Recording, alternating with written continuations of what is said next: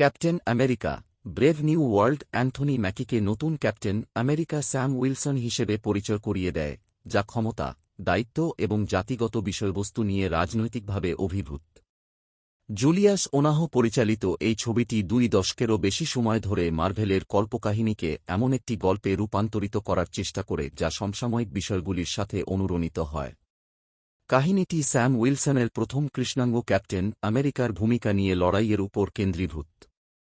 তিনি তার পুরানো বন্ধু ইসাইয়া ব্র্যাডলি, ক্যারি লাম্বলি, একজন প্রাক্তন সুপার সোল্ডারকে জড়িত করে একটি জটিল ষড়যন্ত্রে জড়িয়ে পড়েন, যিনি রাষ্ট্রপতি থ্যাডিউস রস হ্যারিসন ফোর্ড আক্রমণ করার জন্য কৌশলে কারাগারে বন্দী হন।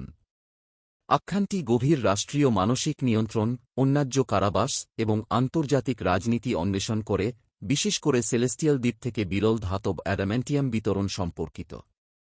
সমালোচকরা মিশ্র পর্যালোচনা দিয়েছেন। হিউস্টন ক্রনিকল ম্যাকির অভিনয় এবং সহ-অভিনেতা ড্যানি রামিরেজের সাথে তার রসায়নের প্রশংসা করে, উল্লেখ করে যে ছবিটি একটি উপভোগ্য রাজনৈতিক থ্রিলার হিসেবে সফল হয়েছে। এন্টারটেইনমেন্ট উইকলি হ্যারিসন ফোর্ডের প্রেসিডেন্ট রসের চরিত্রে অভিনয়ের উপর আলোকপাত করে তিনি চরিত্রটিতে যে গভীরতা এবং উষ্ণতা এনেছেন তার প্রশংসা করে, যদিও এটি উল্লেখ করে যে ছবির জটিল প্লট জটিল হতে পারে। বিপরীতে, কিছু পর্যালোচনা কম অনুকূল। সমালোচকরা ছবিটির গভীরতা এবং বুদ্ধিমত্তার অভাবের জন্য সমালোচনা করে পরামর্শ দেয় যে এটি তার পূর্বসূরিদের ছায়া এড়াতে ব্যর্থ হয়েছে।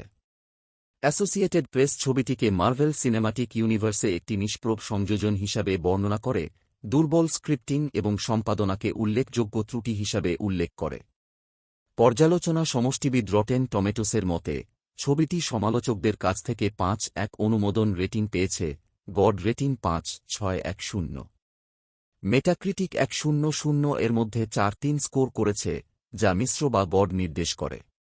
সংক্ষেপে, captain America brave new world একটি নতুন দৃষ্টিভঙ্গি প্রদান করে যেখানে স্যাম উইলসন আইকনিক ঢাল পরিধান করেছেন। যদিও ছবিটি প্রাসঙ্গিক থিমগুলি মোকাবেলা করে এবং প্রশংসনীয়।